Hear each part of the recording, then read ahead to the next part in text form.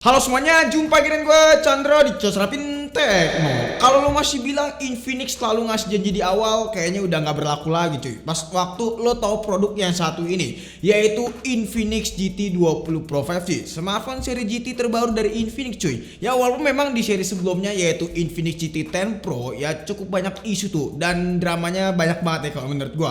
Dari mulai salah satu isu yang cukup terkenal yaitu overheat ya, karena memang gue juga ngalamin overheat di Infinix GT 10 Pro dan juga masalah yang paling serius yaitu matot alias mati total. Tapi sebenarnya untuk masalah matot ini sih gue sendiri nggak ngalamin hal serupa ya teman-teman.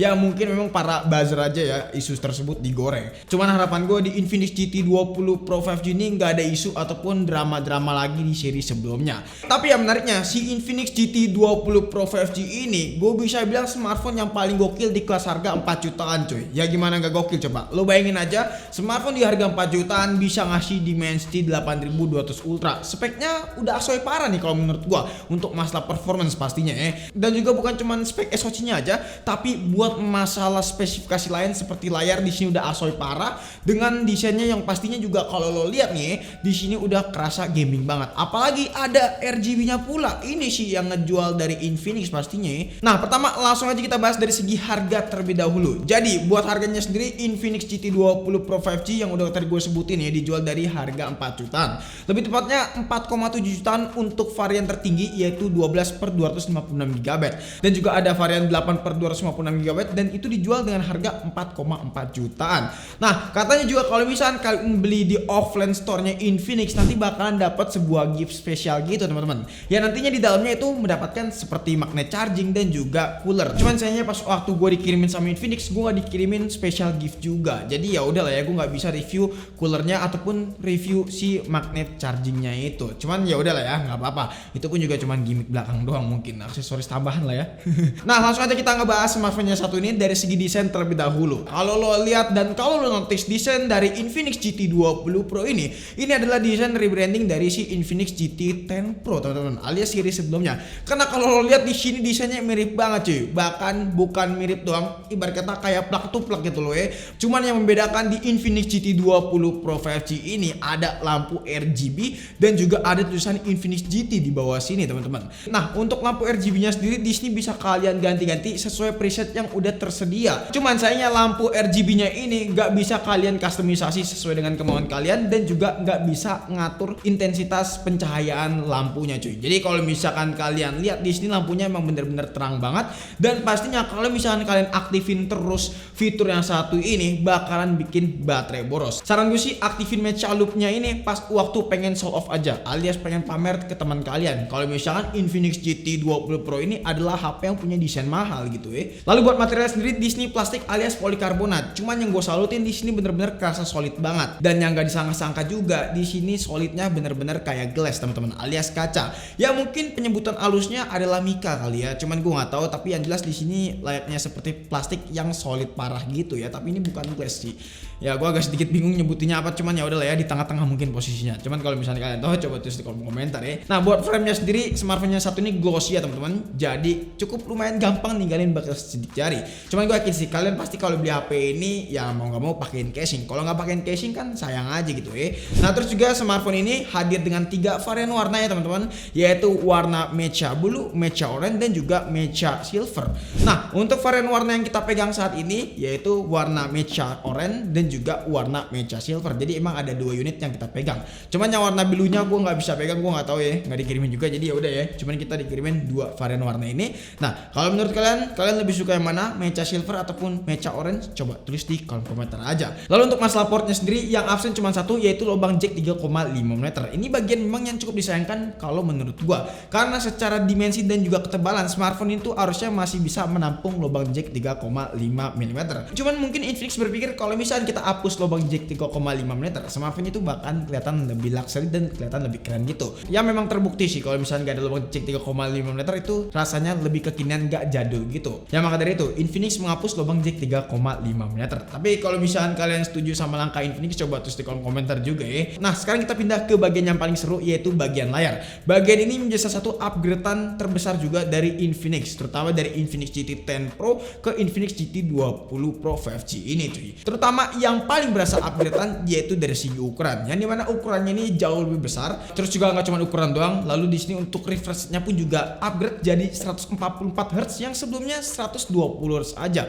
Dan gak sampai di situ, untuk kecerahannya bisa sampai 1300 nits teman-teman. Nah buat panelnya sendiri yang pastinya dia udah pakai panel AMOLED dengan resolusi Full HD+. Nah upgradean beberapa hal tadi jadi big deal banget buat si Infinix GT 20 Pro 5G ini. Apalagi rivalnya juga menggunakan refresh rate layar yang sama, yaitu 144 Hz. Jadi bisa dibilang Infinix sangat-sangat bersaing dengan brand sebelah. Back to topic, di sini ada kejanggalan walaupun memang HP ini support 144 Hz, tapi pas waktu kita coba di sini layarnya cuman jalan di 120 Hz aja. Gua agak sedikit bingung sih bagian yang satu ini. Bahkan di beberapa aplikasi tertentu yang sudah support 165 Hz juga, di sini Infinix GT 20 Pro 5G masih stuck di 120 Hz. Dan nggak cuman di HP ini doang, di HP unitnya satunya pun juga cuman stuck di 120 Hz. Harapan gue sih sebenarnya ini adalah bug software aja, dan ini bisa di fix sama pihak Infinix. Ya mungkin ada beberapa hal yang belum di unlock gitu loh ya, tapi nggak tahu deh ini beneran cuman stagnan di 120 Hz atau memang ya cuman gimmick doang fitur 144 Hz nya. Tapi nanti kita bakalan update lagi kalau misalnya memang nanti ada updatean lebih lanjut ya teman-teman. Soalnya memang gue yakin banget di sini pasti bakalan banyak update buat si Infinix GT 20 Pro 5G ini. Soalnya pas waktu pertama kali gue megang unit ini, gue buka dari box itu langsung dapatkan updatean beberapa hal teman-teman, seperti fix bug dan juga isu-isu lainnya, terutama untuk masalah performance nih teman-teman. Itu bakalan diupdate banget mungkin sama Infinix. Cuman baik lagi untuk masalah layar, buat experience yang dikasih sih sama smartphone yang satu ini bisa gue bilang sih ciamik parah teman-teman, karena panelnya ini udah pakai panel AMOLED pastinya, satu pilihan color juga. Jadi buat nikmatin konten dengan warna yang gonjreng ataupun pop up sekalipun di sini bener-bener kerasa asik teman-teman. Penggunaan outdoor pun juga nggak sorry, karena memang di sini untuk brightnessnya bisa di-push sampai 1300 nits, jadi nggak bakalan kerasa gelap ya teman-teman. Lalu untuk masalah responsivitas, buat layarnya sendiri sih bisa gue bilang sih responsif parah ya. Di sini bisa di-touch sampai 10 jari, nggak ada kendala sama sekali. Sensornya pun juga nggak delay, jadi pas waktu kita touch layarnya dan kita cabut di sini tuh nggak ninggalin finger ya teman-teman. Artinya kalau misalnya kayak gini dia nggak delay untuk sensornya, jadi udah responsif parah ya untuk masalah layar dari si Infinix GT 20 Pro. Nah yang gue suka juga untuk mesin getarnya dari smartphone-nya satu itu udah enak banget, berasa PW gitu. Sama kayak speakernya juga yang bisa dibilang smartphone-nya satu ini punya speaker yang mantep cuy, karena memang kolaborasinya si Infinix bareng JBL. Buat aslinya sih ya gue bisa bilang di sini suaranya lebih condong ke bass gitu, terutama kalau misalnya kita atur ke 80%, bassnya benar-benar kerasa. Tapi pas waktu kita atur ke 100%, bassnya agak sedikit kurang dan memang agak sedikit cempreng gitu. Cuman ya menurut gue not bad lah, karena memang buat dengerin musik-musik pop ataupun jazz dan ataupun mungkin musik rock ini masih kerasa asik kok.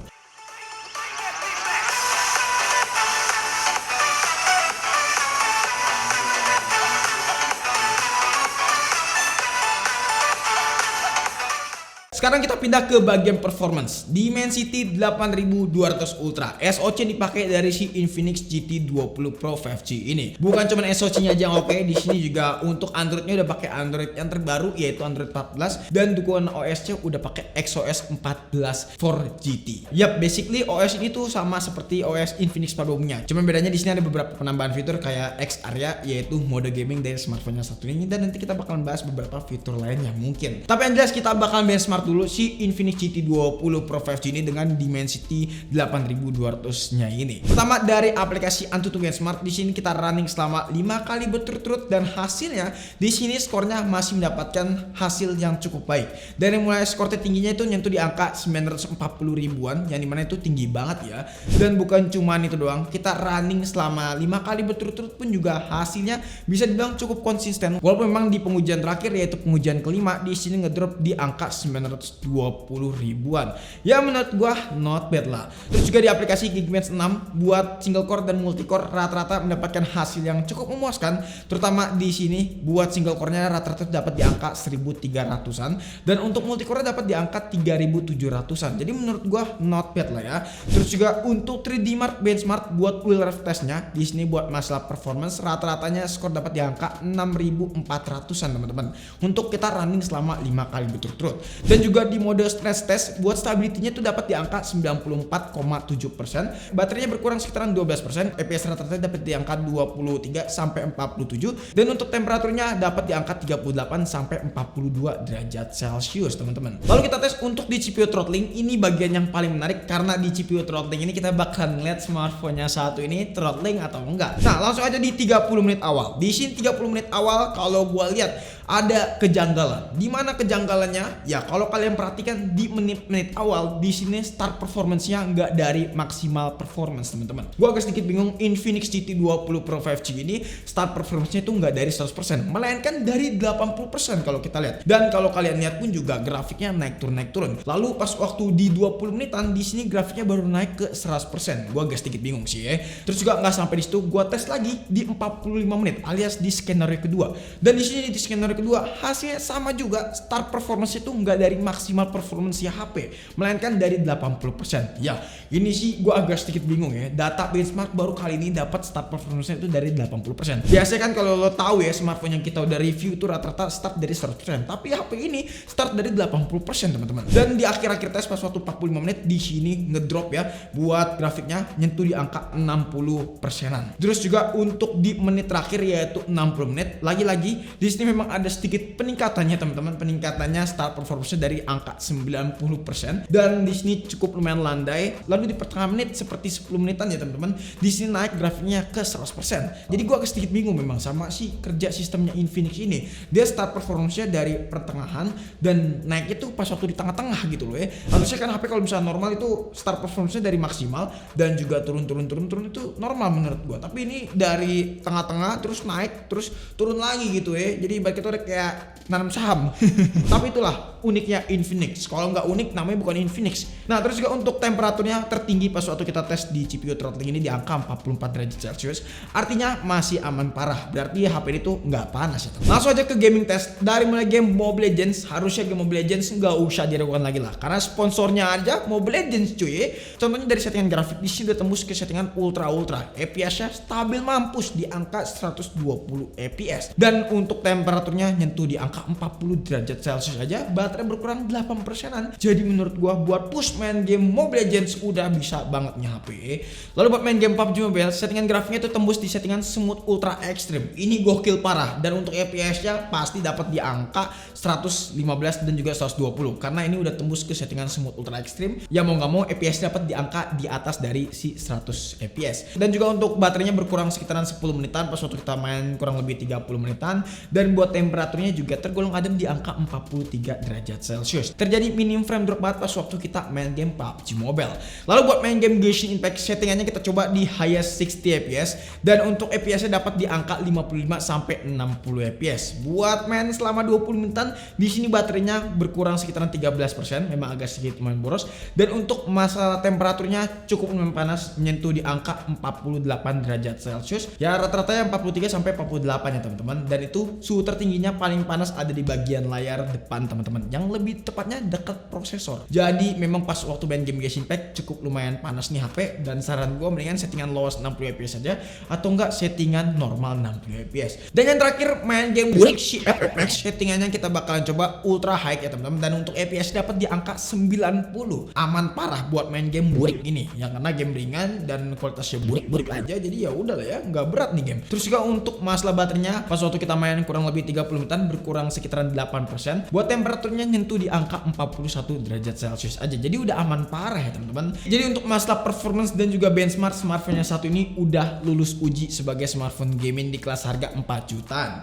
Lalu juga nggak sampai di situ, Infinix GT20 juga punya fitur yang namanya XR ya. Ini merupakan sebuah aplikasi gaming mode gitu ya teman-teman. Dan banyak banget lah mode yang bisa kalian pilih. Bahkan ada satu mode yang cukup lumayan menarik kalau menurut gua, yaitu ultra frame rate. Nah, ini Ini kalau menurut gua memang ini agak sedikit bingung ya cara mekanismenya gimana, karena gue sendiri juga belum paham. Tapi yang jelas pas waktu kita pakai ultra frame rate ini bukan naikin frame rate, malah nurunin frame rate teman-teman. Jadi memang agak sedikit bingung ini fitur yang gimmick atau yang memang sekedar ada doang gitu ya, atau memang malah melimit performance dari si HP ini. Tapi yang jelas pas waktu lo aktifin ultra frame rate-nya ini malah nurunin performance, bukan naikin performance. Contohnya dari segi frame rate di sini turun ke 60 yang tadinya bisa tembus ke angka 120 teman-teman. Lalu kalau misalnya kalian notice tadi di beberapa game memang Infinix GT 20 Pro 5G ini agak sedikit lumayan boros untuk masalah baterainya. Nah, untuk kecepatan chargingnya pun juga di sini cuma 45 watt. Ya memang tidak ada masalah sih dengan 45 watt karena memang di sini udah ngebut ya. Walaupun memang pengisiannya nggak bisa cepet cuman 30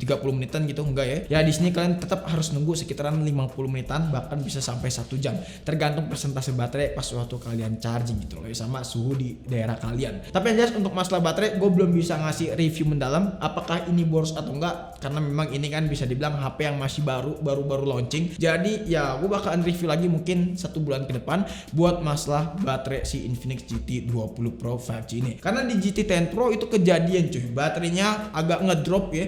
Ngedrop tuh dalam artian boros banget pas waktu gue pakai selama 3 bulan. Jadi ya gue bakalan review lagi si HP ini untuk masalah baterai. Tapi yang jelas ya kalau misalnya kalian nonton video ini dan udah megang unitnya, boleh banget tulis di kolom komentar untuk masalah baterai apakah boros atau enggak buat kapasitas baterai 5000 mAh. Sekarang kita beralih ke bagian kamera. Apakah di bagian kamera ini jadi salah satu upgradean juga yang bisa dibilang cukup signifikan daripada seri sebelumnya? Nah, secara setup tuh HP ini tuh punya konfigurasi triple kamera ya teman-teman, dengan kamera utamanya beresolusi 108 megapiksel, 2 megapiksel untuk lensa makro, 2 megapiksel untuk lensa depth, dan untuk kamera selfie-nya sendiri di sini punya resolusi 32 megapiksel. Jadi memang HP ini tidak punya lensa ultrawide teman-teman. Lagi-lagi ya di harga 4 jutaan menurut gue memang agak sayang aja ketika smartphone tersebut tidak punya lensa ultrawide. Lalu apakah smartphone ini hasil kameranya bagus? Mari kita cek. Secara sisi bisa dibilang memang si Infinix GT 20 Pro 5G ini punya karakter warna yang benar-benar Infinix gitu ya. Mau gimana pun juga hasilnya ya tetap kayak gini. Secara detail memang agak sedikit lumayan kurang, dan di sini warnanya pun juga menurut gua kurang pop up gitu. Kadang-kadang di beberapa momen di sini warnanya memang pop up, tapi di momen-momen tertentu warnanya agak pucat gitu. Makanya gue selalu aktifin fitur AI-nya ini, yang dimana kalau misalnya kita aktifin AI-nya warnanya bakalan ke enhance ya teman-teman. Enhance dalam artian bakal dikompresi lagi oleh AI-nya biar mendapatkan hasil foto yang maksimal gitu. Jadi menurut gue memang AI-nya ini cukup lumayan membantu ya, walaupun memang hasilnya jadi nggak natural gitu. Tapi ya hasilnya baik lagi, buat kamera memang agak sedikit lumayan kurang buat di harga 4 jutaan lagi-lagi. Ya mau gimana, kalian nggak bisa berharap lebih lah buat kelasan Infinix. Gue bisa bilang Infinix masih kurang untuk masalah kamera. Lalu untuk kondisi malam pun kalau misalnya kalian lihat hasilnya memang juga lagi-lagi agak sedikit lumayan kurang. Warnanya seperti mirip kayak cat air, walaupun memang ada fitur AI-nya yang cukup ngebantu processing gambarnya biar lebih maksimal, tapi hasilnya menurut gue jadi makin aneh gitu ya. Dan ya hasil walaupun memang kalau misalnya kalian foto dalam kondisi yang bener-bener kurang cahaya bakalan hasilnya begini. Tapi kalau misalnya memang cahaya yang cukup ya menurut gue so-so lah, not problem. Dan ya hasil prosesnya juga agak sedikit lumayan lama pas waktu gue coba di smartphone ini cuy. Jadi untuk masalah hasil foto entah itu siang hari ataupun malam hari, Infinix masih punya kekurangan teman-teman.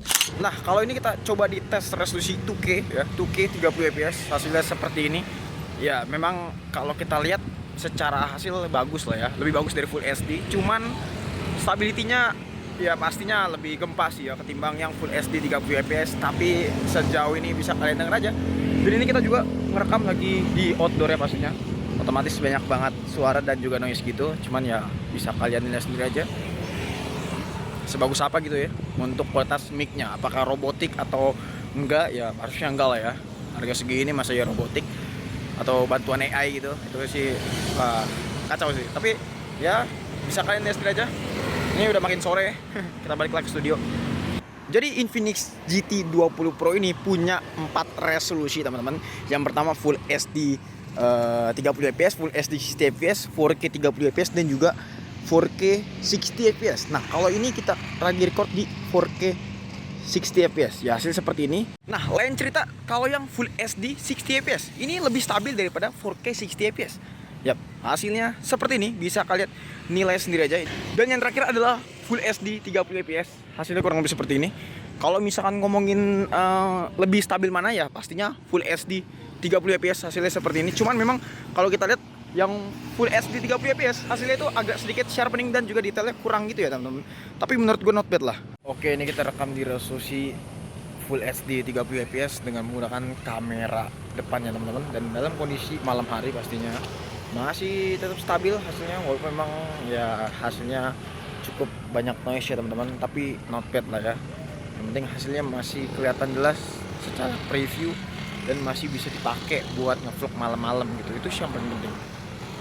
Ini bisa kalian nilai sendiri aja nih sebagus ini hasilnya. Nah, kalau ini 4K 30 fps ya teman-teman. 4K 30 fps hasilnya masih stabil ya. Ini kita coba lensa 3 kali dan ini hasilnya masih super bagus sih. Emang gokil nih HP. Yap, ini dalam kondisi malam hari teman-teman. Malam hari udah sebagus ini gitu. Ini 4K 30 fps. Yap. Kita zoom coba. Wow, ini dia nih. Masih stabil. Ini sih yang penting, ini stabil sih. Ini gue suka nih. Audionya yang penting kalian bisa dengar sendiri bagus atau enggak ya. Yang gue suka di sini juga kameranya punya fitur bokeh alias potret gitu ya teman-teman. Jadi di sini resolusinya bisa sampai Full HD 30 fps. Sementara kalau misalnya lo tahu fitur ini tuh sempat ada di Infinix Note 40 dan itu bisa sampai 720p aja. Tapi di HP ini tuh bisa sampai Full HD 30 fps dan ya bisa dibilang bokehnya sekedar ada aja sih, bokeh-bokehan mungkin ya bisa dibilang. Lalu buat kamera selfie bisa kalian lihat juga hasilnya kurang lebih seperti ini. Memang sedikit lumayan pucat ya karena baik lagi di sini banyak banget efek beauty yang ada di Infinix GT20 Pro 5G ini. Lalu di sini ada yang gue suka nih, yaitu AR Space, yang dimana kita bisa pakai emoji ya. Misalkan di sini AR Shoot, kalian bisa gunain emoji yang tersedia juga. Jadi bakalan ngikutin ekspresi muka kalian secara real time. Dan juga AR Magic Line ini, menurut gue ini yang paling kocak pas waktu kita gambar-gambar di HP ini, lari kemana-mana cuy. Jadi nggak karuan gitu ya. Nih kalian bisa lihat aja demonya seperti ini. Ini lari kemana-mana. Gue gambar di sini malah mundur ke belakang. Ya jadi memang agak sedikit aneh gitu ya. Ini mungkin isu dan mungkin bug juga bakalan di fix sih, gue yakin. Karena memang kalau misalnya nggak di fix ya ini bakalan jadi fitur gimmick sepanjang masa gitu ya. Jadi kesimpulannya Infinix GT20 Pro 5G ini membawa upgradean yang begitu berasa teman-teman. Terutama dari segi performance yang benar-benar meningkat, bisa dibilang 2 kali lipat teman-teman. Bukan cuma dari segi performance saja, tapi dari segi layar di sini benar-benar upgrade. Yang tadinya cuma 120 jadi 144 Hz, ngikutin pasar smartphone juga yang kesini makin banyak kebutuhan ya teman-teman. Terus juga untuk masalah desain HP-nya yang dimana udah gaming parah, gaming hardcore mungkin bisa gue bilang ya karena memang tagline-nya aja bisa dibilang base creature gitu ya teman-teman. Ya kalian bisa lihat aja nih ya, pelangnya bakal muncul dan juga ada lampu-lampu RGB, walaupun memang RGB-nya belum bisa di custom. Ya cuman not bad lah, harga 4 jutaan menurut gue dapat Dimensity 8200 Ultra itu nggak masalah. Ya walaupun memang balik lagi buat masalah kamera ini benar-benar HP agak sedikit lumayan kurangnya dalam artian hasilnya belum bisa dibandingkan dengan di kelas harga yang sama. Jadi buat kalian yang naruh ekspektasi lebih di smartphone-nya satu ini buat masalah kamera, coba buang ekspektasi itu jauh-jauh. Jadi kalau misalnya kalian nganggap harga 4 jutaan masih kemahalan, boleh banget kita diskusi bareng-bareng di kolom komentar. Tapi yang jelas bisa gue bilang smartphone ini bagus cuy, karena suhunya cukup lumayan stabil kalau kita geber pas waktu main game, dan juga efisiensi dayanya yang cukup maksimal gitu ya. Yang 4 jutaan kalau mahal, coba tulis di kolom komentar, kita diskus bareng-bareng. Mungkin cukup sekian aja video kali ini. Kalau misalnya kalian punya pendapat atau punya pertanyaan, boleh banget tulis di kolom komentar. Pengen nanya secara privat tentang smartphone yang satu ini, boleh banget DM di Instagram kita di @serapintekno. Pengen join ke komunitas kita, boleh banget kok, karena komunitas kita open buat kalian yang pengen join. Klik link yang ada di deskripsi buat join ke komunitas Telegram kita. Chandra pamit, sampai jumpa di video selanjutnya. Until next time, goodbye. Infinix bro, comeback.